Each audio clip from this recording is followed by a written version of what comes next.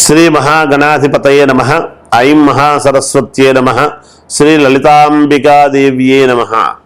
రాశి ఫలాల కార్యక్రమములో భాగంగా 12 రాసుల వాళ్లకు కూడా ఈ మే నెల 1వ తేదీ నుండి చివరి వరకు, మే నెలాఖరి వరకు కూడా ఏ రాసుల వాళ్లకు ఎలా ఉంటుంది ఏమిటి అనేటువంటి విషయాన్ని ఇప్పుడు నేను తెలియజేస్తున్నాను.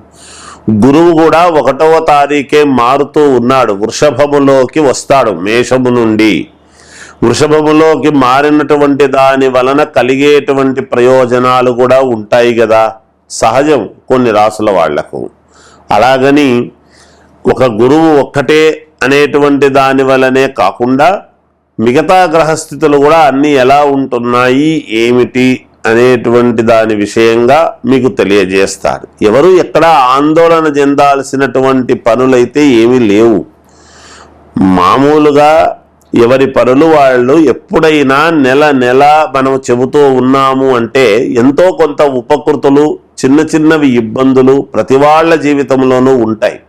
దానివల్లనే ఎవరు ఆందోళన చెంది ఇబ్బందులు పడాల్సినటువంటి అవసరం అయితే ఎంత మాత్రమూ లేదుగాక లేదు.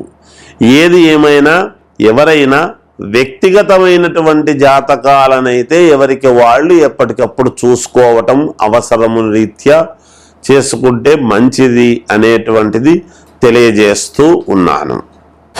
కన్యారాశి వారికి ఈ మే నెల అంతా కూడా ఎలా ఉండబోతుంది అంటే మహాద్భుతముగా ఉండబోతుంది అని నేను తెలియజేస్తూ ఉన్నాను. ఖచ్చితముగా 100% కన్యారాశి వాళ్లకు చాలా యోగవంతమైనటువంటి కాలం.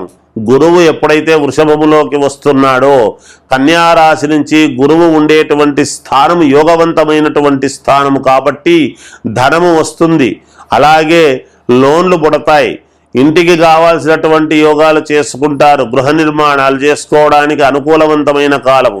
అలాగే వాహనాలు కొనుక్కోవచ్చును, శుభకార్యాలు చేయవచ్చును, కొత్త వ్యాపారాలు మొదలుపెట్టవచ్చును, రుణాలు తీర్చుకోవచ్చును. ఇంతకాలము నుంచి మేము ఎక్కడా ₹1 మాకు రాలేదు, ఎన్నోసార్లు ప్రయత్నించినా మాకు ఎన్నో ఇబ్బందులు పడ్డాము, మాకెవరిస్తారులే అని మూలన పడినటువంటి వాళ్ళు కూడా తప్పకుండా ఈ మాసంలో ఇంకొకసారి ప్రయత్నం చేసి చూడండి. తప్పకుండా మీకు విజయం అనేటువంటిదే లభించి తీరుతుంది గాక. ఎటు తిరిగి మీకు యోగవంతమైనటువంటి కాలముగానే కనపడుతూ ఉన్నది. తప్పకుండా ఒక 10 మెట్లు మీరు ఎక్కేదానికి మంచి అవకాశము, ఉన్నతమైనటువంటి స్థితిగతులు మీరు పొందగోరుతారు గాక. రుణాలు తీర్చుకోవడానికి మంచి కాలముగా ఉన్నది. అలాగే మీరు విదేశాలకు వెళ్ళాలనుకునేటువంటి వాళ్లకు తప్పకుండా వెళతారు. ఉద్యోగాలు కావాలనుకునేటువంటి వాళ్లకు ఉద్యోగాలు లభిస్తాయి. వ్యాపారాలు పెట్టుకోవాలనుకునేటువంటి వాళ్లకు చిన్నగా వ్యాపారం మొదలుపెట్టండి. అల్పారంభ క్షేమకరః అన్నట్టుగా అదే పెంచుకుంటూ పెంచుకుంటూ పెంచుకుంటూ ముందుకు పోయి రేపు పొద్దున లక్షల్లో సంపాదించుకునేటువంటి అవకాశాలు ఏర్పడతాయి గాక. అప్పు చేసైనా వ్యాపారం చేయండి, తప్పకుండా మీకు కలిగి తీరుతుంది, జయము కలుగుతుంది, మీరు తీర్చుకోగలుగుతారు. తర్వాత అనారోగ్యముతో ఉండేటువంటి వాళ్లకు ఆరోగ్యాలు కుదుట పడతాయి గాక.